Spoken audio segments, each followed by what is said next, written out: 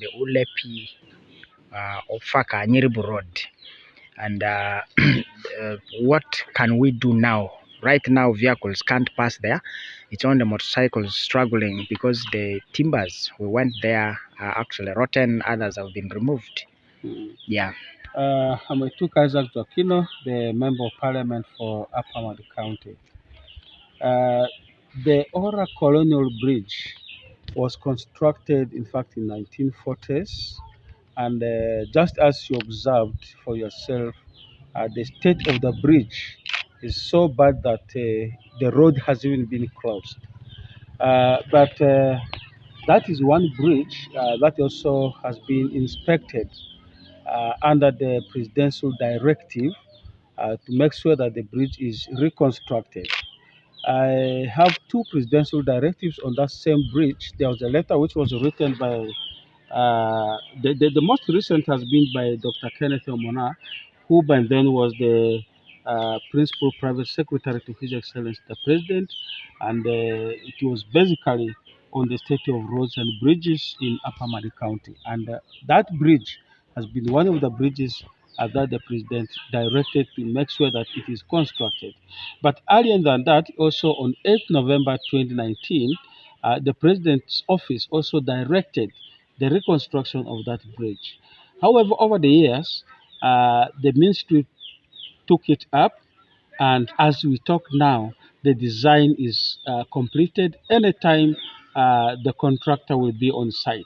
But now, as a immediate solution, I consulted the district offices, and when I talked to the COW and also the district engineer, they said that they are going to have a very immediate solution to make sure that the road is motorable and the bridge is passable. So the district has already procured the timbers under the able leadership of the LCF chairman. They are going to make sure that the bridge is repaired as we wait for the bigger project. So in fact, I think in less than 1 week's time, that road will be open to traffic, because that is the only road which connects the people of Offaka and Nyiribu and other sub-counties. Even those from Zombo, they all use this same bridge to get to Arua. Part of Nyiribu uses this bridge. Zombo district, those who are from the other side, if they want to access Arua City, they have to use the bridge. So it has been a very big blockage. In fact, within the 1 week, many people have lost a lot of businesses and even resources. So it has been a death trap, it has been accident trap. We have really people who have suffered on that bridge. Bridge is worked on permanently. What will be, the issues it would have saved for the people of Upper Mali connecting to Nebi, Zombo, but also the lower parts of Mali and Arua districts? Before the road and the bridge, in fact, went to the current state, the biggest market we had in the Mediokolo was, in fact, Gilgil market, because it attracted people from all over West Nile because there was access. And the people from Zombo, Nebi, Pakwat, all neighboring districts were able to come to Gilgil. And we had very powerful markets, like the Alanva market, which you are going to pass through, which was a very big market where you will not find less than, in fact, 2,000 people in a single day. It was on Mondays and Thursdays. Then we had the Gilgil market, which attracted people from all over the region. We had the Otanya market. All these markets died. One, when the road was not motorable, and the worst now came when the bridge was broken. On the same road, there was also the G bridge, which also broke, and I think it has been severally talked about. We had the G and Ora bridges which had broken down, so it took a lot of time for the government to reconstruct. As we talk now, the G bridge is permanently constructed, and even the other Ora bridge connecting Offaka and Okoro has also been worked on, and that costed the government 18.4 billion shillings. But now, this bridge alone is estimated to cost around 8.6 billion shillings. And as I said, the contractor is going to be on site anytime And I think it will be our pride to see that once the bridge is done, Alamba market will come back, Gilgili market will come back, and even the Ochanya market.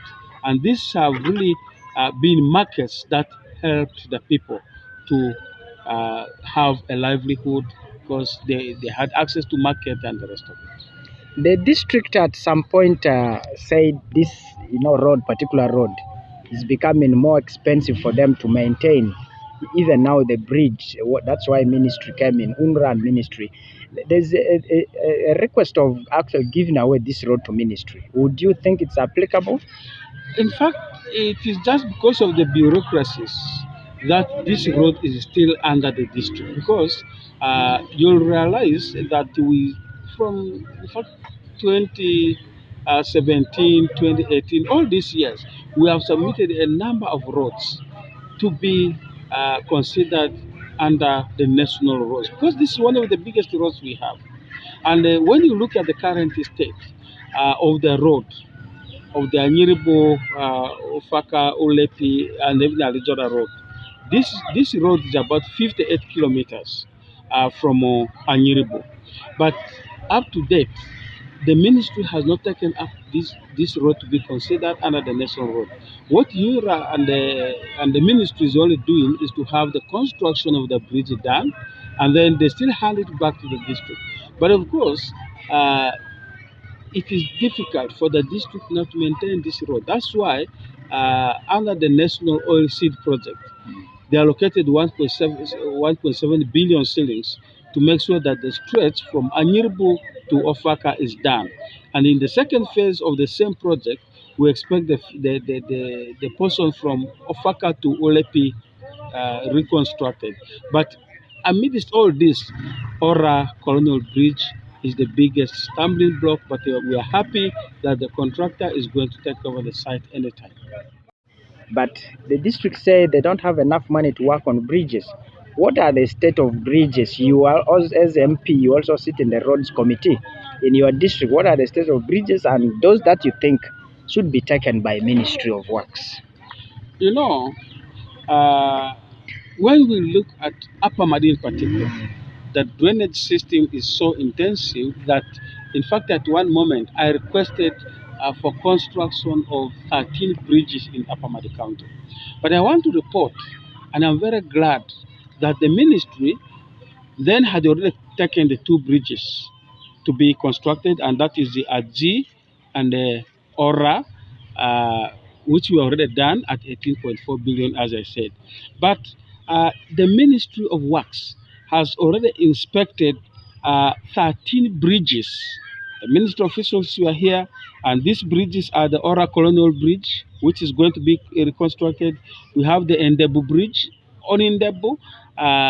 It is now in the last stages, and it's going to be the longest bridge on the River Ora this side of Madi Okoro, because it's going to be 40 meters bridge. But other bridges which have already been inspected are Ore Bridge on the River Ora. We have Yina Bridge and Oju bridges. These are all on the River Ora. We have AE Bridge, which is on the River Nyara, and that is is going to benefit under the 100 presidential bridges which were placed. We have Aleria Bridge, which is already inspected by ministry. We have Anjiacheni Bridge, which is already inspected by the ministry. We have Garia Bridge on the River Aji, connecting Gilgili to Aibo, that has also been inspected. And then the other bridges, like the Olido Culverts, the Adia and the Ozu Bridge, these ones are already under construction. Of course, the 1.7 billion project is connected to that road. So those other three are already under construction.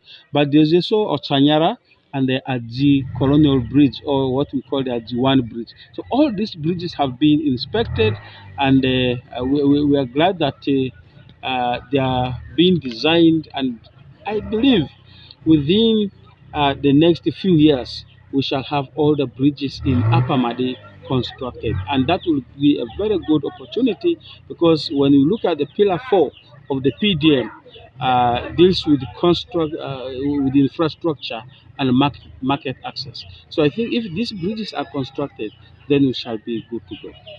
As we have, work on the bridges, what are the states of roads? Because if the states of roads are bad and we have a good bridge, it will still be, a challenge for your people here who maybe do a lot of farming, but also access services like schools and health facilities.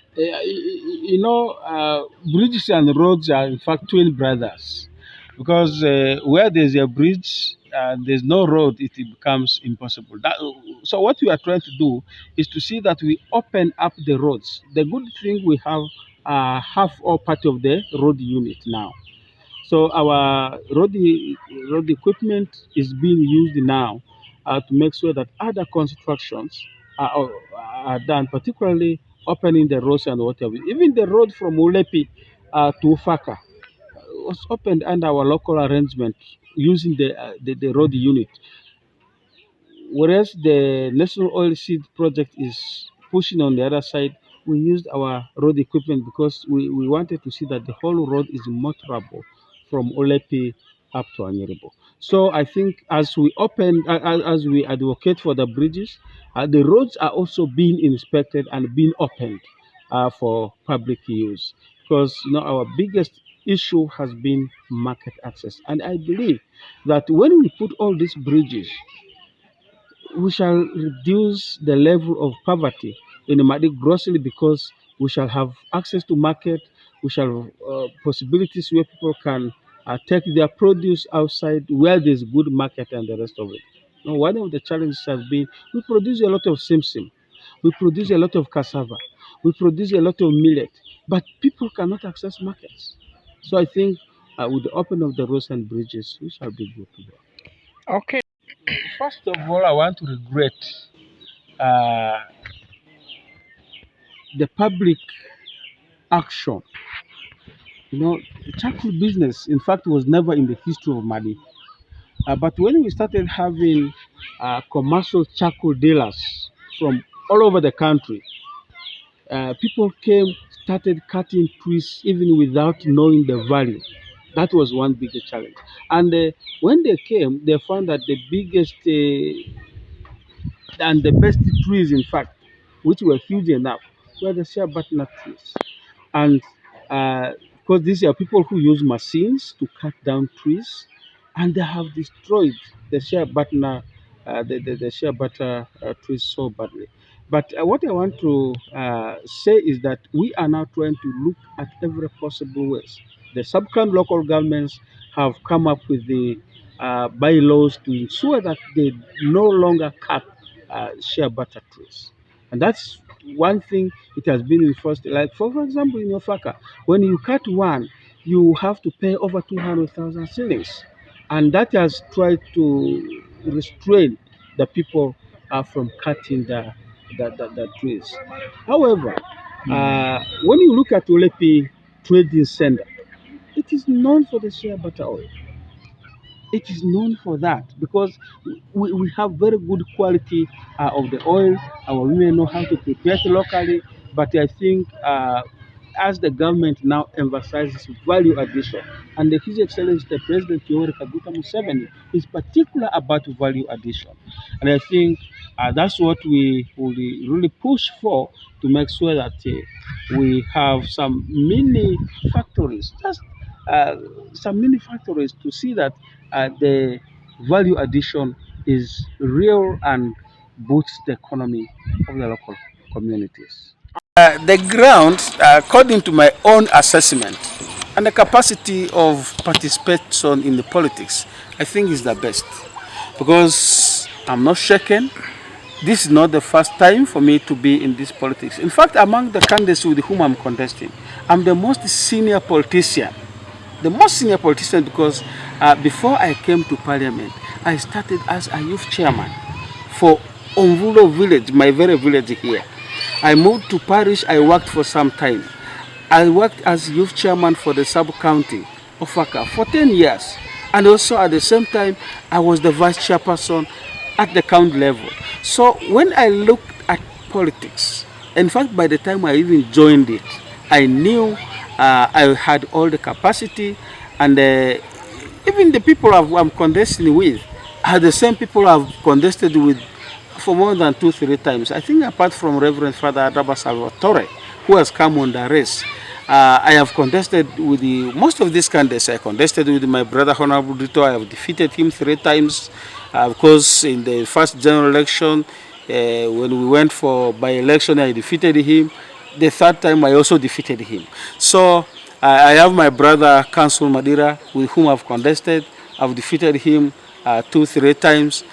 I equally have also defeated my brother Kiwawa. So I think out of these other candidates, it's only our brother Reverend Father Salvatore who is a new person in the race.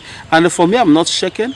But what I know is that the ground is not bad. I have done a lot of things. In fact, it is in the record that of all the members of parliament Madio Okolo has ever received, I am the best because I have attracted multi-billion selling projects. Now, right now, as we talk, we have the Nyagak project, Nyagake water scheme project, which is at the 40 billion shillings. Then we have the Ora Bridge I'm talking about. This one, the Colonial Bridge, is at 8.6 billion. The Endebu Bridge is at 15 billion.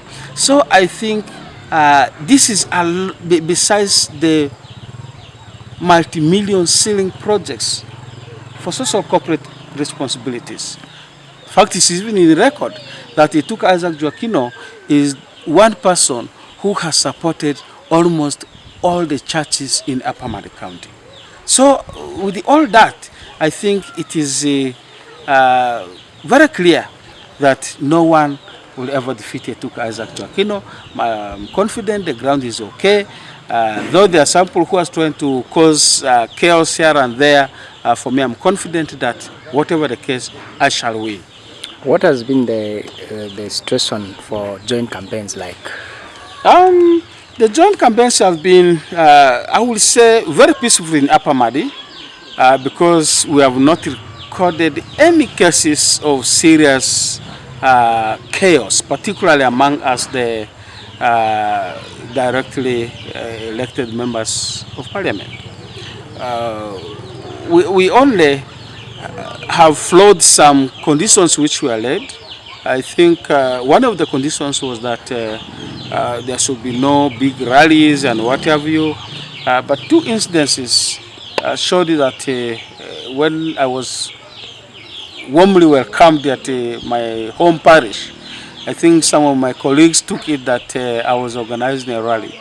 And yesterday when we were also in Okolo Town Council, we started very well in 2 places, but when we reached Anzeuku Trading Center, that was where we could not proceed because my colleague, Honorable Dr. Martin, also had organized a very big disco system, which in fact ideally was not supposed to have been the case. And because of that, other candidates now said they can no longer proceed with the joint campaigns, but the registrar has already called a meeting for us, which we have in fact tomorrow, Saturday, at the district. And I think we shall also resolve that to see whether we shall continue with the joint campaigns or we end the joint campaigns there as we prepare for the last days to win. But also, most importantly, I've been advising my colleague candidates that when you come to politics, we only need one person who will definitely win the election. And therefore, we must prepare, to have the most peaceful campaigns. Once you join politics, you must prepare to win and also prepare to lose. And in fact, in some circumstances, I've been telling people that once you join politics, you must prepare to face 5 things. 1, to win. 2, to lose. And then 3, you should be prepared to get imprisoned. Because even personally, I had never appeared before even the LC1 court. But the time I joined politics, I found myself in a raw prison. I find myself in a Luzira prison. But nevertheless, I stood firm. And of course, it's even a political principle that when things become worse, you also should be prepared to go to exile. And when we talk about going to exile, it doesn't mean you are living out your country. Sometimes you even exiled in your own village. So Take I a think rest. yes, and at worst, you must also prepare to die, because there are some people who are very shrewd. We have just seen recently in these joint campaigns, in fact, in other districts, people have been killed. So once you join politics, you must prepare for those 5 things. And once you prepare for the 5 things, you will have a very peaceful campaigns. But because there are people who go with all the head, the heart, the legs, that I must win, then they don't prepare for the worst. And I think also this now I want to say to all my colleagues with whom we are contesting across the country, that as we go for these elections, it's not a do or die. Our constituencies are bigger than us. We are not the first members of parliament, and we shall not be the last members of parliament. So whoever wants to contest, know that you are either going to win or lose. And once you prepare to lose, even by the time you lose, you will even be smiling. Okay, just the last one here. If you win, of course you go back to parliament, but if you lose, what is your plan? You know, I now like the way our parliament has prepared us, because in fact also that has to go a long way in all the other areas. No, there's the exit plan that you must always have. Now once you lose, you come back and do other things. For example, I'm a professional, I'm a teacher, and I have my 2 master's degrees. So I can choose to start a consultancy firm in education or in public administration, because I'm a senior person now in that, even with the added knowledge that I have got from parliament, I can still survive. And that's why it is only people who think that it is politics where we must survive. That's a very wrong thing. So I think the retirement plan, the exit plans have already been well set. For me, I'm confident anyway that I'm winning. I want to serve Madi Okolo for about 30 years. That's my dream. If I can serve Upper Madi for 30 years in the parliament, I think we shall have solved most of the challenges. And of course, you know, as you continue to grow in politics, that seniority alone opens for you avenues to see how you can even attract more resources. Not this thing of serving for 1 term, 2 terms, it's not adequate, because I'll give for you a copy of my manifesto. I have a bigger plan for the people of Upper Madi County, which I cannot accomplish within just 2 terms or 3 terms. So I will continue to contest. I will continue to ask them for more votes, the more years. At least I believe right now I'm 50 years. If they give for me to serve for another, say, 15 years or 20 years from now, at the age of 75, I will be retiring comfortably, and I will just come home and see how I can groom more politicians. Okay. Thank you.